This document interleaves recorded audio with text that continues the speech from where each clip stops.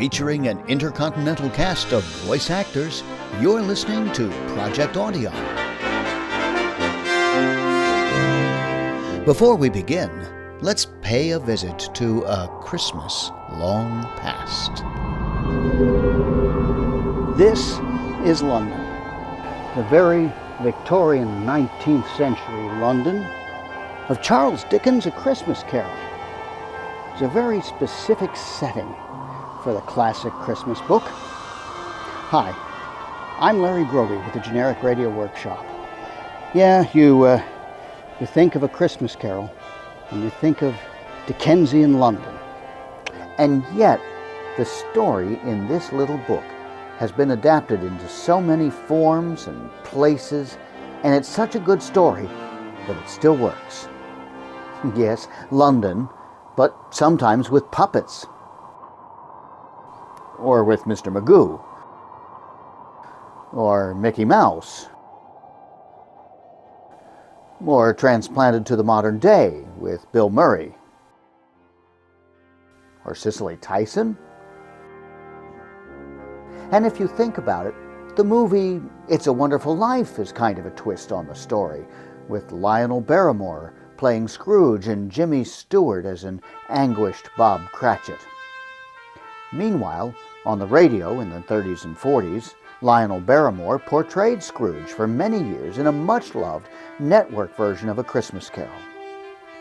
Jimmy Stewart also starred in a radio adaptation of A Christmas Carol, set in the American West. It was an episode of a series called The Six Shooter. It ran for a year in 1953 and starred Stewart as a lone cowpoke named Britt Ponsett. How does A Christmas Carol translate into the Old West?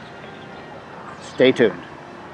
Our Project Audion cast comes from Texas, of course, but also Hollywood and even all the way back to Charles Dickens' England. We wish you all season's greetings and hope you enjoy our take on A Christmas Carol.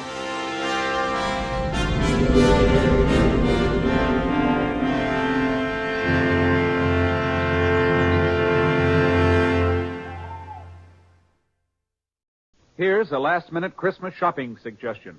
What will you hear in your kitchen after Christmas?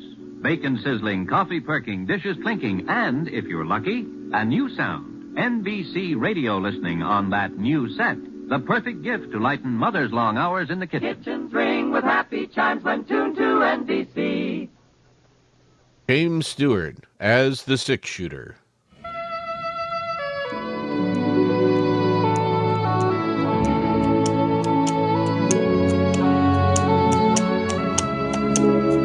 The man in the saddle is angular and long-legged. His skin is sun-dyed brown. The gun in his holster is gray steel and rainbow mother of pearl.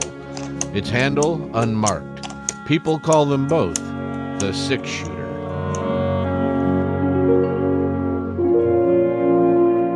The NBC Radio Network presents James Stewart as The Six-Shooter, a transcribed series of radio dramas based on the life of Britt Ponsett, the Texas plainsman who wandered through the Western Territories, leaving behind a trail of still-remembered legends.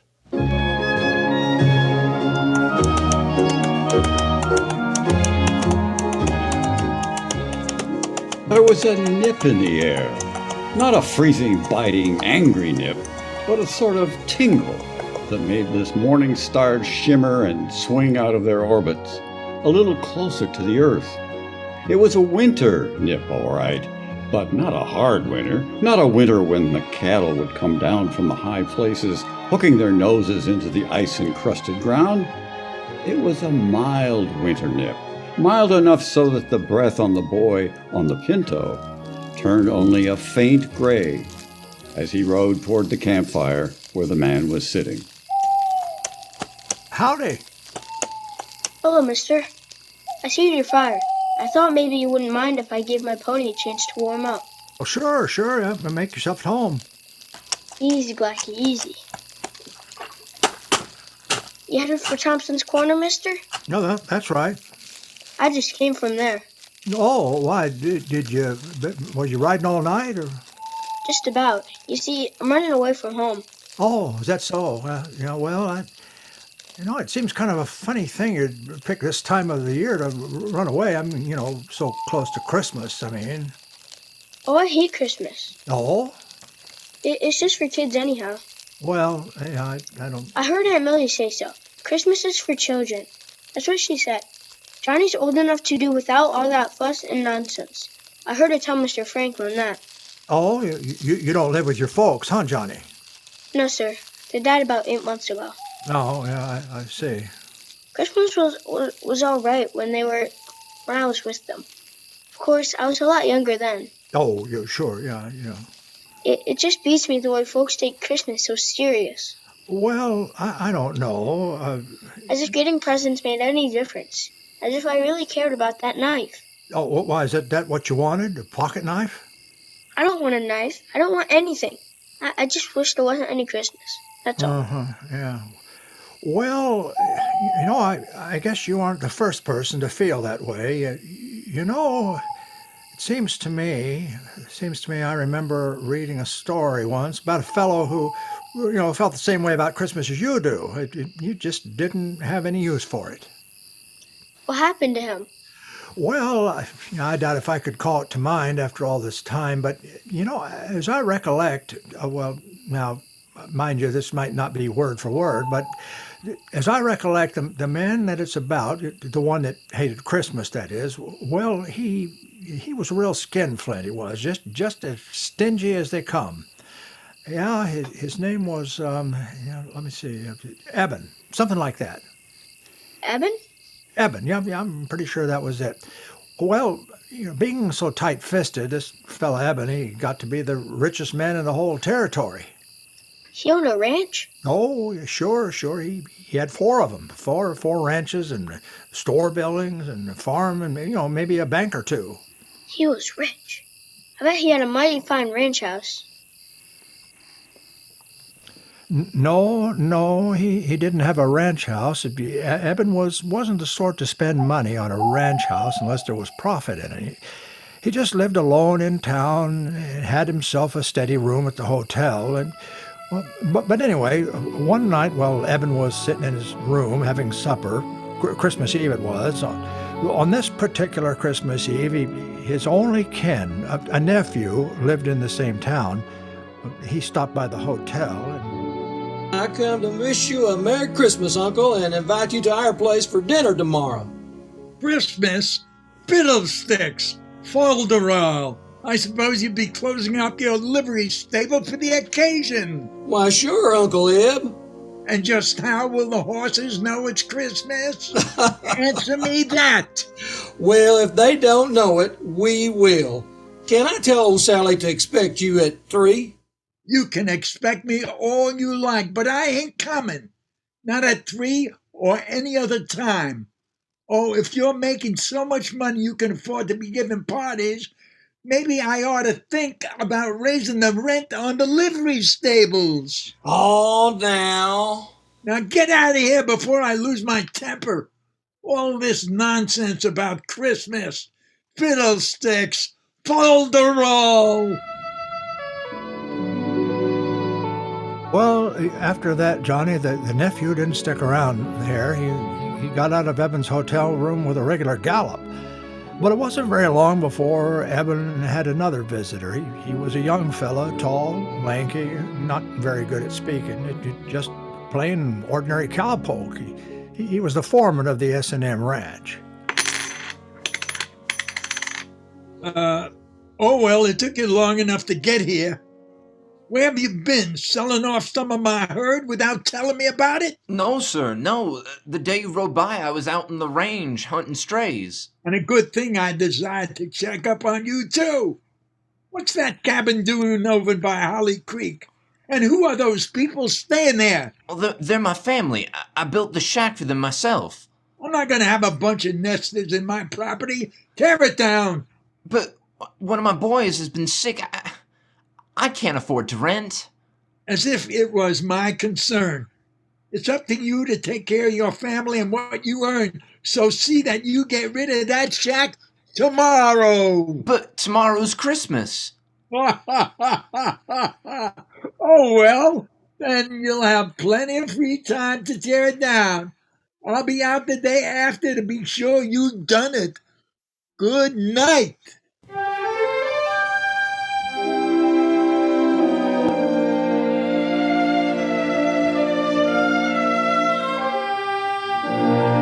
Well, there wasn't much use in arguing.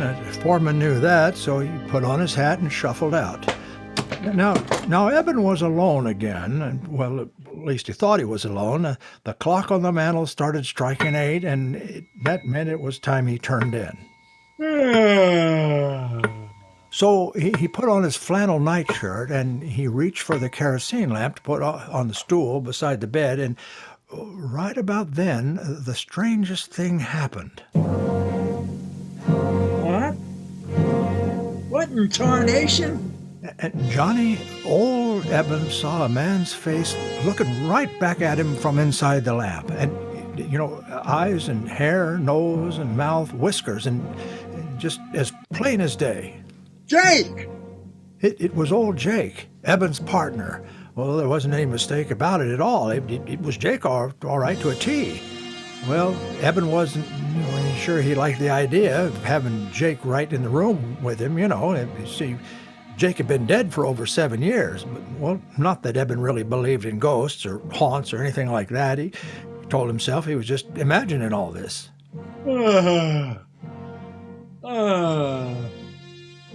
I gotta get a hold of myself. He put out his hand to turn down the wick, but all of a sudden his fingers started trembling. There was Jake again, across the room this time, standing right by the mirror. No! And when the lamp slipped out of his hand, the room didn't get dark at all. Jake seemed to be surrounded by a splotch of bright yellow light.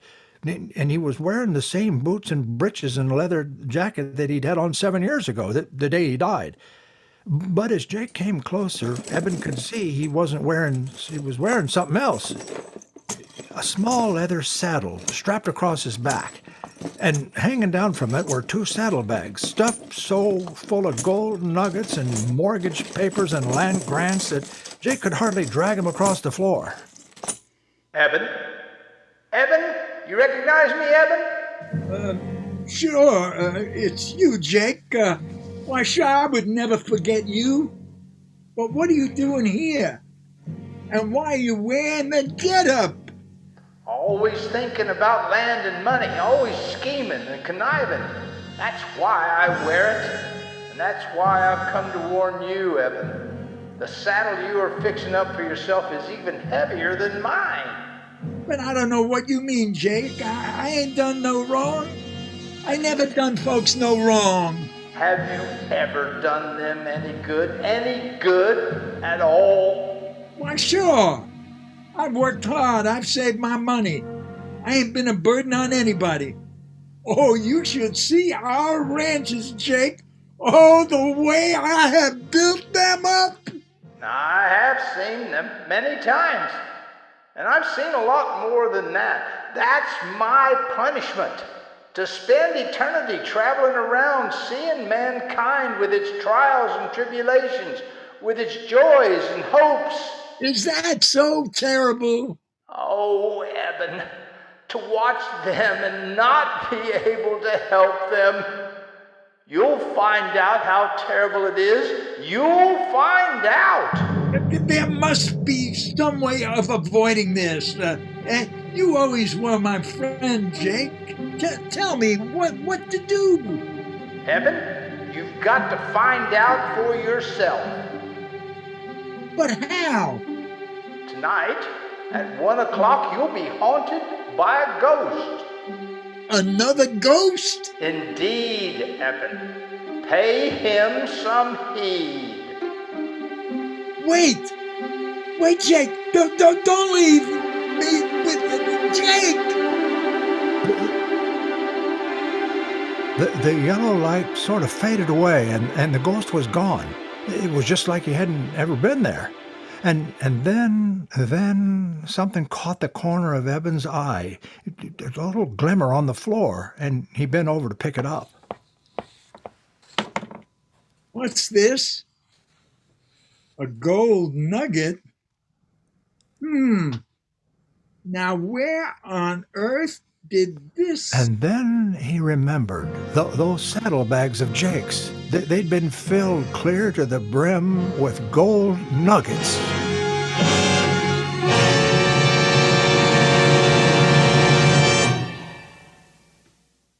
We're interrupting our story for only a moment, and only to tell you, our unseen audience, that you have helped us more than you realize to make this a very Merry Christmas for all of us on this program. Your being with us each week, your many kind letters have told us that all the work that goes into bringing you the six-shooter has not been in vain, and we are grateful. So, friends, from all of us, Jimmy Stewart and the cast, our writer, our director, our engineers and sound technicians, our best wishes for a happy holiday season. Oh yes, and before I forget it, beginning December 31st, the six-shooter will be on the air on Thursdays instead of Sundays. That's beginning Thursday, the 31st. The time of broadcast will be listed in your local newspaper. Thank you. Now, Act 2 of The Six-Shooter, starring James Stewart as Britt Ponsett.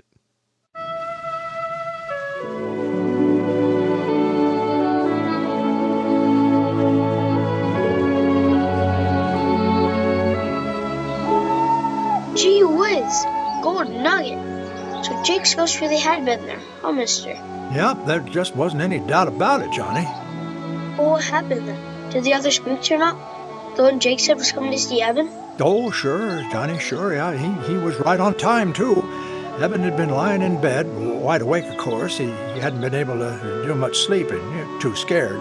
But, it was kind of peculiar. Eben was half scared the ghost would come in, half scared he wouldn't. But before the sound of the clock had died away, there he was. He was sitting in Eben's rocking chair like he'd been there all night long. And this ghost was a young fella, maybe 18 or 19, all, duded up the way young bucks like to dress. Fancy chaps and checkered shirt and red bandana tied around his neck. Howdy, Eben. Heard you've been expecting me. I guess so. You ready to take a little trip?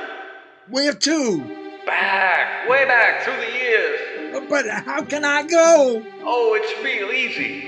You see, I am the ghost of Christmas past. Your past, Eben. Let's shove on. Well, the next thing Eben knew, he and that ghost were standing out on a snow-covered prairie. There was a circle of covered wagons in front of them, and the people from the wagons were gathered together listening to a tall, white-bearded man. He was reading the Bible. And unto them fear not, for behold, I bring you good tidings of great joy, which shall be to all people. For unto you is born this day in the city of David a Savior, which is Christ the Lord. And the ghost turned and pointed to a boy sitting away from the others on the tailboard of one of the wagons. A small boy, 10 years old, with hollowed cheeks and his eyes all red from crying. Oh, no! It was Eben himself, on a Christmas day a long, long time ago. Not a very happy Christmas either. It was only a week since the oxen stampede, and his ma had been killed when she fell from the wagon. And his pa died from an Apache arrow in his chest. Oh, I don't want to look at him anymore. Can't you show me another Christmas? Well, it was no sooner said than done. Now, Eben and the ghost were in a bunkhouse, and then Eben saw himself again. He was 10 years older than the boy in the prairie. He was lying on a blanket, staring up at the ceiling, and then his pal Jake came running in all out of breath. Come on, Eb. Get a clean shirt on. We got an invite to a party. Huh? The boss is throwing a big shindig. Says he'll fire us if we don't show up.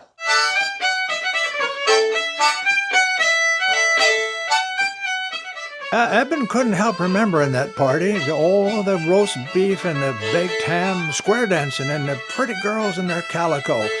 He couldn't help saying out loud to the ghost, Oh, yeah, how I wish I... What was that, Eben? Nothing, Mr. Spirit. Nothing at all. I was just remembering how I treated my foreman today. That's all. And after that, the ghost took Eben to 3 or 4 more of those Christmases, and none of them were very happy, especially that Christmas when the young schoolmarm, sitting on the horsehair sofa, unwrapped the tiny box Eben gave her and, well, then handed it back to him. It's a lovely ring, Eben, but I can't wear it. You're not courting somebody else? No, Eben, but you are. You're courting something else. Belle? Land and money, cattle, profits. They mean more to you than I ever would. I'm sorry. Mr. Ghost, no more of the past. Please. I've seen enough. A man wants to forget. Sure, Eben. Whatever you say. And before Eben could blink his eyes, he was right back in that hotel room. But once he got there, he blinked real hard because all of a sudden the ghost was becoming a different person. He was getting fatter, and his stomach popped out in 2 or 3 inches.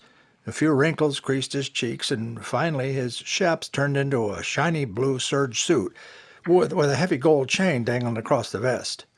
Well, what's happened to you? Why are you so different now? You seem to be getting tired of the past, so I thought we might take a gander at the present, if you got no objections. The hotel room just melted away, and Eben was looking at that cabin the foreman had built on Holly Creek.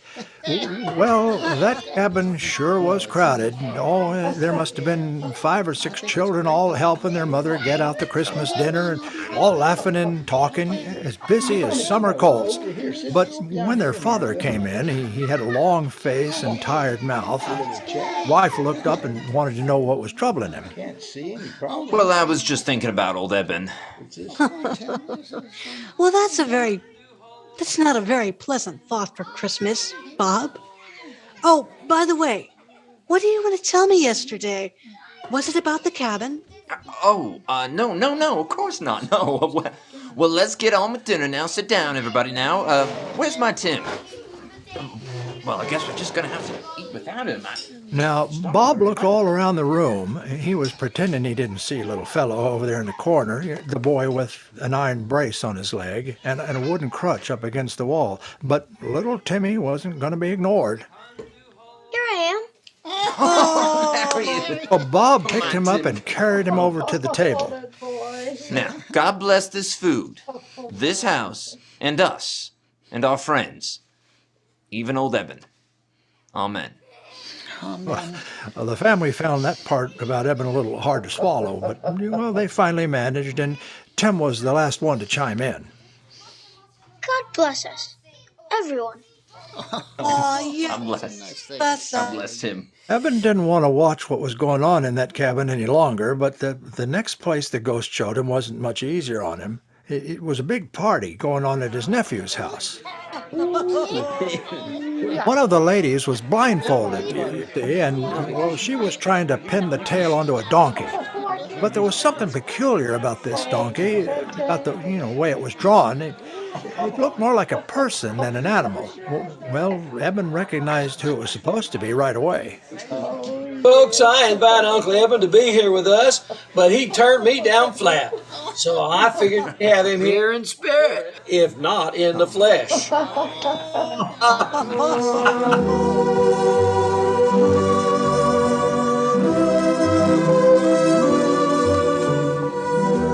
Right back in the hotel room again. That's where Eben found himself. Spirit! You showed me the past, the present.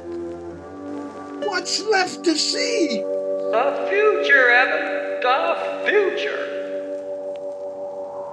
And that's how Eben came to see a Christmas of the future. A cold, brittle Christmas.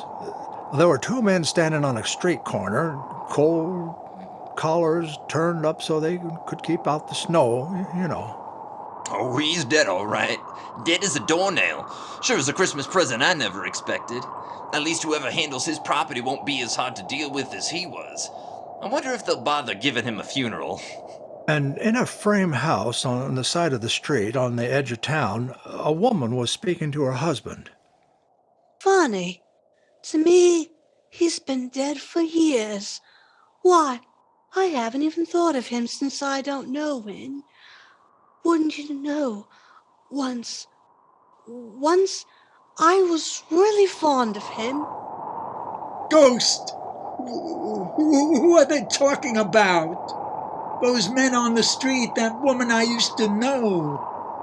Who is it that's dead? Tell me!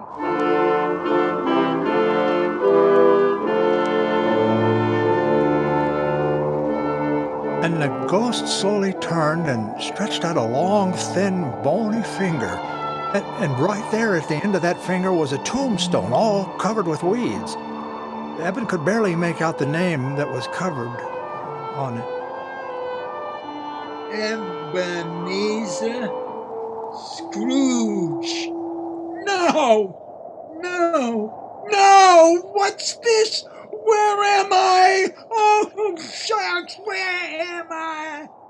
You know what? He was right in his own bed, in his own nightshirt, and the sun was streaming in through the frosted windows. But Eben didn't stay there for very long. Oh, no, not very long. He got into his boots and trousers as fast as he could and dashed down the stairs, out onto the street. Well, seeing the store had been closed gave Eben quite a problem. Well, he had to make Fuzzy Wagner just open the butcher shop, and that's all to it. Well, of course, Fuzzy didn't have a choice, seeing that the shop was located at one end of the building. When Eben told him what he wanted, a turkey and a ham, well... No! No!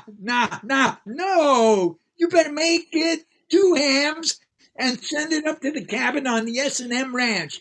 And they're not to know that I ordered them. You understand, Fuzzy? Here is the money. And a little extra for your troubles. Before Fuzzy could get his jaw shut up again, Eben was on his way, headed straight out to his nephew's house. And Eben was the life of the party, too. Oh, the way he carried on laughing and making jokes, telling stories about himself. But he insisted that when they used that donkey to put his face on it when they played games. Because that's what I have been all of these years. A real 4-footed, long-eared donkey. Yeah. Yes. The next morning, though, that's what Eben enjoyed the most. He was right up bright and early and hitched the team to the buckboards and drove out to the S&M, hurrying the horses all the way. Come on, Bess. Come on, Martha. Let's up and lively. If he could just get out there before his foreman started tearing down that cabin, Slow, my Bess. Slow, Martha. Yeah,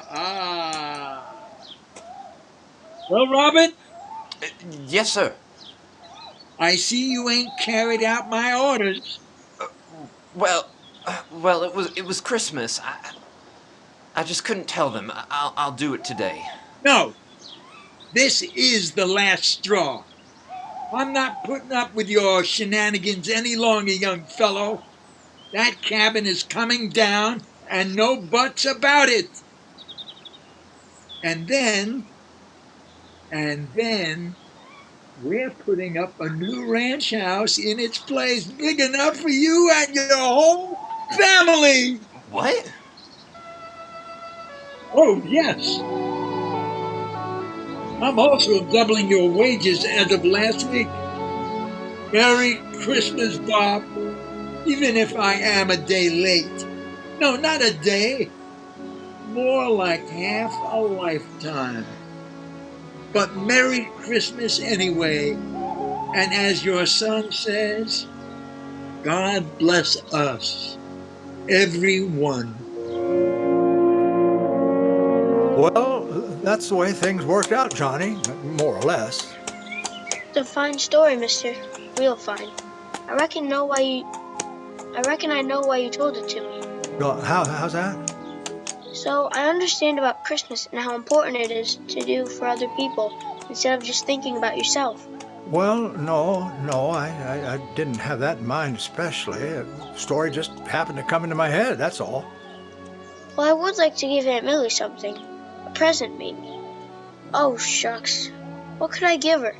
I don't have no money. Well, of course, there are lots of things that don't cost 1 penny. Not a single red cent, you know. Well, no, let's see. Take that little spruce over there. It'd be real easy to cut that down, and with a little fixing and maybe a few doodads from around the house, and, I bet you could make a Jim Dandy Christmas tree out of that. I suppose so. What's a tree without something to put under it? Oh, yeah, I see what you mean there. Well, Johnny, you don't happen to know Jim Bender, do you, in Thompson's Corner and his 3 daughters? He's only got 2, Sarah and Emma. Oh, that's all. Well, I'm spending Christmas with them. Yeah, it looks like I'm carrying an extra present. It's a real pretty little red bonnet with feathers on it. I couldn't take it, mister. Oh, no, I wasn't thinking of giving it to you, Johnny, but, I was just sort of hoping you'd show me the trail from here on. Of course, it'd mean you turning around and going back home, and if I was the cause of you changing your plans, well, I'd feel obligated to pay you back in some way, you know. Well, Well, no, it's only fair. The trouble is I haven't got much money, so Well, Johnny, if you wouldn't mind accepting me giving you the bonnet, you'd be doing me a real favor.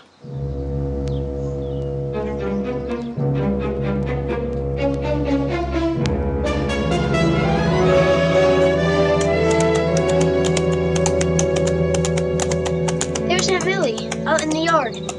She looks madder than a wet hen. Yeah, well, that is kind of a resemblance, I have to admit that. John Carville, where in tarnation have you been? I have been looking for you high and low since dawn. Well, I just went for a little ride, Aunt Millie, to get a Christmas tree. See? Christmas tree?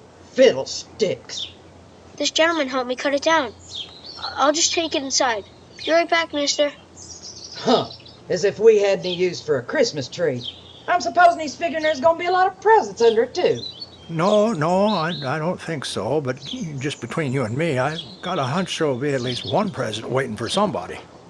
What are you talking about? Well, now, it wouldn't be fair for me to speak before Christmas. You know that. You don't mean he's got something for me, do you? Well, now, you mustn't get so curious quite so early now. But I thought he didn't like me. I thought he hated having to live here with an old maid like me, and I guess I just don't know nothing about kids. Nothing at all. I don't deserve to get but...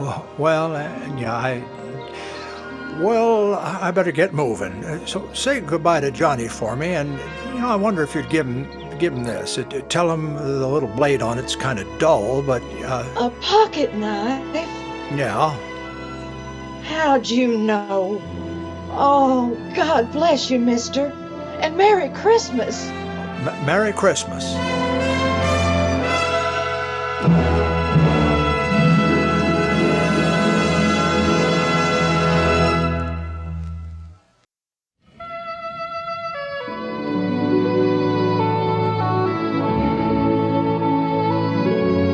Please remember now, beginning December 31st, the 6-shooter will be on Thursdays instead of Sundays.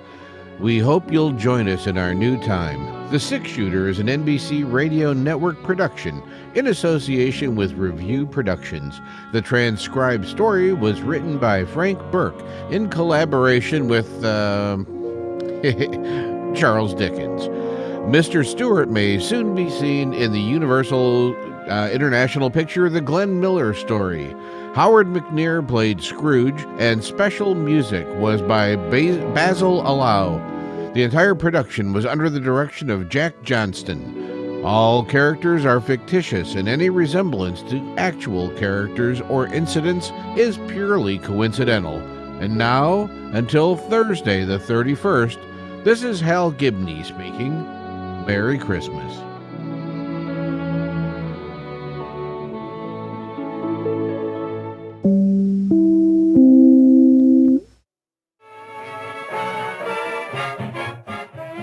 That's Project Audion's holiday gift for you. If you enjoyed it, well, there's no time like the present to share this recreation of Christmas past with your friends. And do keep in touch at project.audion@gmail.com with your comments, questions, and suggestions. Until next time, thanks for listening, and Merry Christmas.